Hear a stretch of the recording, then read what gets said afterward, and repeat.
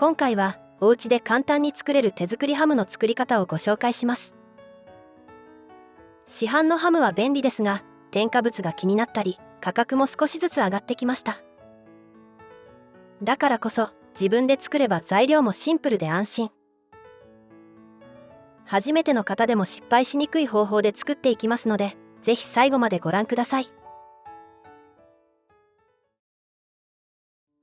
今日は豚ロース肉、豚肩ロース肉、豚もも肉で作ります。スーパーのロースハムを目指すときは豚ロース肉で作るのがおすすめです。1キロの大きな塊になると中心まで火が通っているか確認しづらいため、お肉はできるだけ 500g 前後のサイズで作っていただくと失敗しにくく扱いやすくなります。お肉に味が染み込みやすくなるようにフォークで全体的に穴を開けます。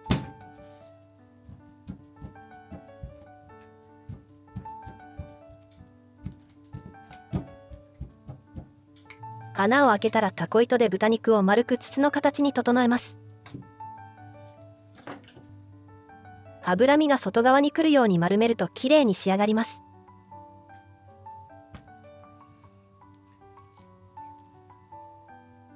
最初に一度肩結びでしっかり結んでおきましょう。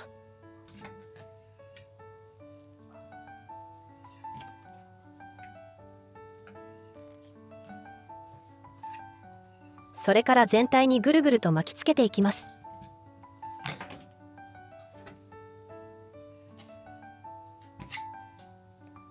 最初は力が入りにくいですが、引っ張りながら巻いていくと少しずつ丸い形に整っていきます。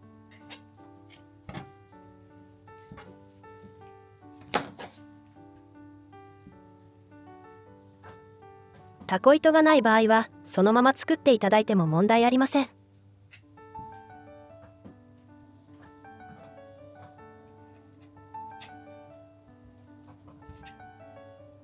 巻き終わったら最初に肩結びしておいた紐がありますので、その紐と結んで固定します。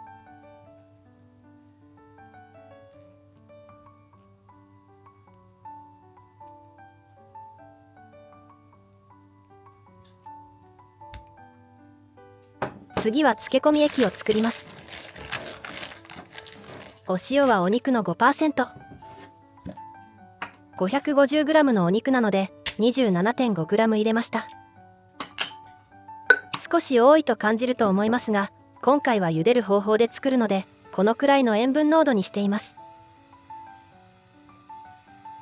茹でる方法とは別にオーブンで作る方法もご紹介します。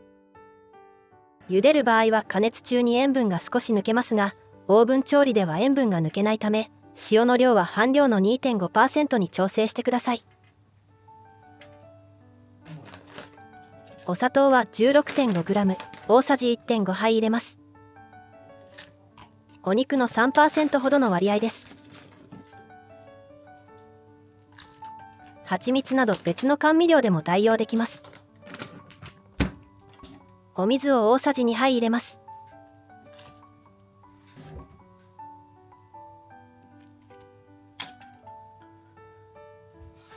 黒胡椒を20粒。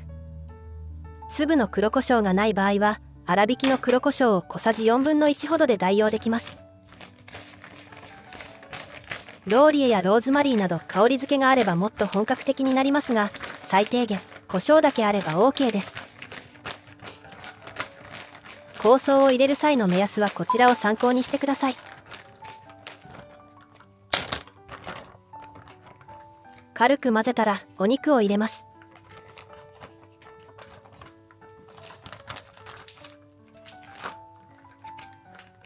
漬け込み液をお肉全体になじませましょう。ハムには様々な作り方があり、塩と砂糖をすり込んで1週間ほどじっくり寝かせる方法もありますが、今回は少し高めの塩分で1日だけ寝かせる手軽な作り方でご紹介します。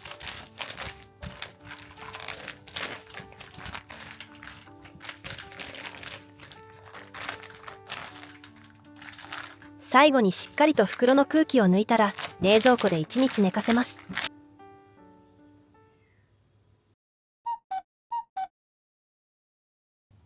1日経ちました。お肉の色が少し濃くなり、水分が抜けて全体が引き締まった状態になっています。漬け込み液は水で洗い流しましょう。胡椒も落としてしまって大丈夫です。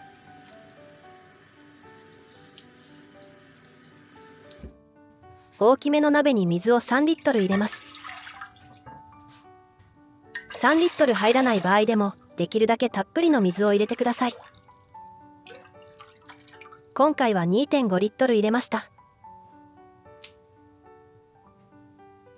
お肉を入れたら火にかけます。しばらくは強火で大丈夫です。お肉を2つ同時に茹でたい場合は、鍋を大きめのものにすれば一緒に茹でることができます。お水は5リットル用意しました。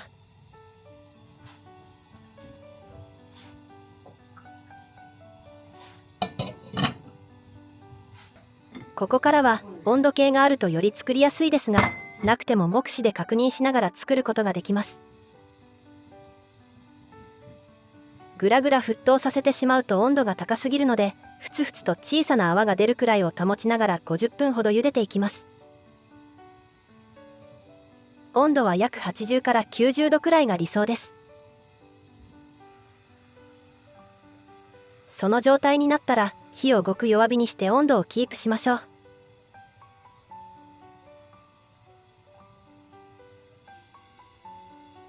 温度計がない場合は鍋肌からぷくぷく泡が出ているくらいを目安にしてください。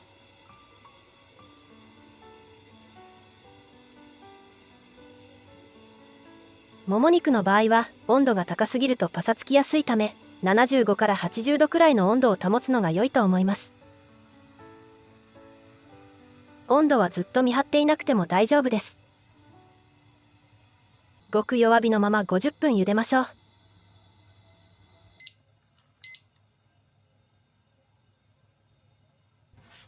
時々気が向いた時に温度を測ってみてください。温度が高すぎてしまったら一旦火を止めたりして調整しましょう。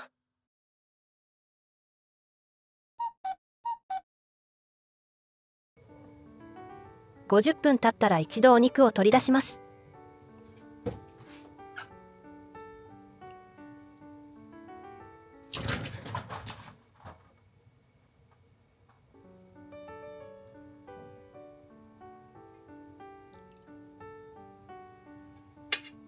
お湯から取り出したらお肉の中心に竹串を刺し、赤い肉汁ではなく透明な汁が出てくれば火が通っています。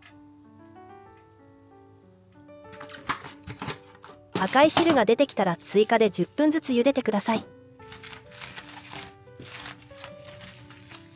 問題なく火が通っていたらラップやホイルで乾燥しないように包み、冷めるまで休ませます。オーブンで焼くときは漬け込み液を水で洗い流してから天板にのせて余熱なし170度のオーブンで30分焼きます。焼き上がったら竹串を刺して肉汁の色を確認してください。赤かったら追加で10分ずつ焼き、透明だったら粗熱が取れるまでオーブンの中で冷まします。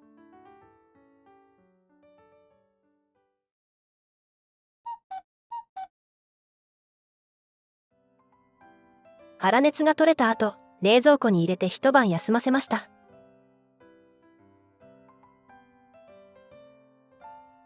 出来たてをすぐに切ると肉汁が出てしまうので、少し休ませてから切ることでしっとりジューシーに仕上がります。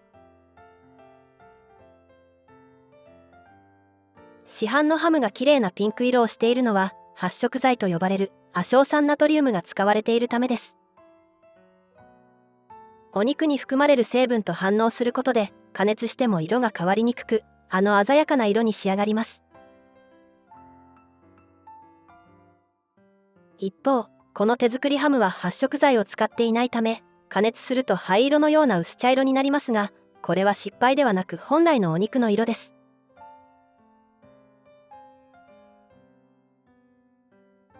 こちらはロース肉で作ったハム。こちらはもも肉のハム。こちらが肩ロース肉で作ったハムです。こちらはオーブンで焼いたロースハム。表面にほんのり焼き色がついて、こちらも美味しそうにできました。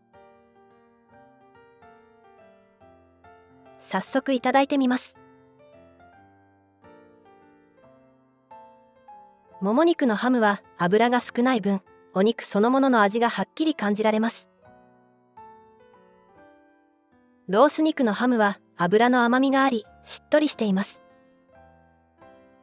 口どけが良くて王道のハムという印象です。肩ロースのハムはロースより少し弾力があり、その分旨味が濃いように感じます。赤身と脂のバランスが良くて、噛むほどにコクが感じられ美味しいです。オーブンで焼いて仕上げたロースハムは、茹でたロースハムがしっとり優しい味わいだったのに対して、旨味がぎゅっと凝縮されたような濃い味わいです。同じロースでも、調理方法が変わるだけでここまで表情が変わるのは驚きです。オーブンをお持ちでない方もいらっしゃると思いますので、ご家庭の環境に合わせて作りやすい方法でぜひ試してみてください。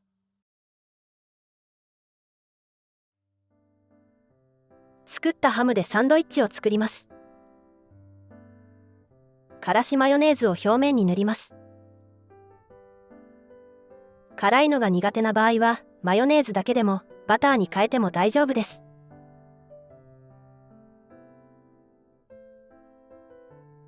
両方のパンに塗ったらお好みの野菜を挟みます。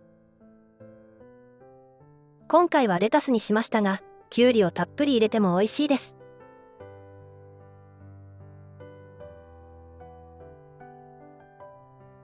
ハムとお好みでチーズも乗せます。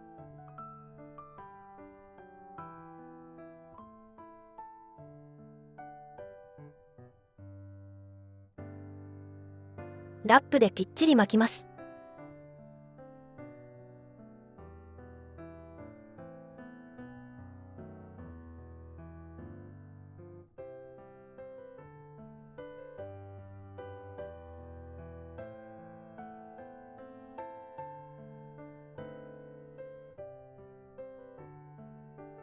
半分に切ったらハムチーズボリュームサンドの完成です。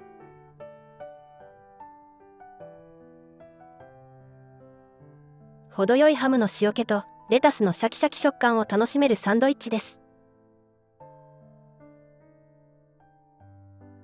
このサンドイッチはお弁当としてはもちろん、これから迎えるお花見の季節にもぴったりのサンドイッチです。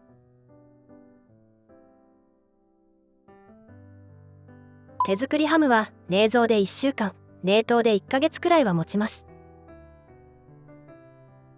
冷凍する場合はスライスしてから使う分ずつ小分けにし、ラップでしっかり包んで冷凍してください。いろいろなお料理に使える手作りハムだからこそ、安心して毎日のご飯にたっぷり楽しんでいただけたらと思います。最後までご視聴いただきありがとうございました。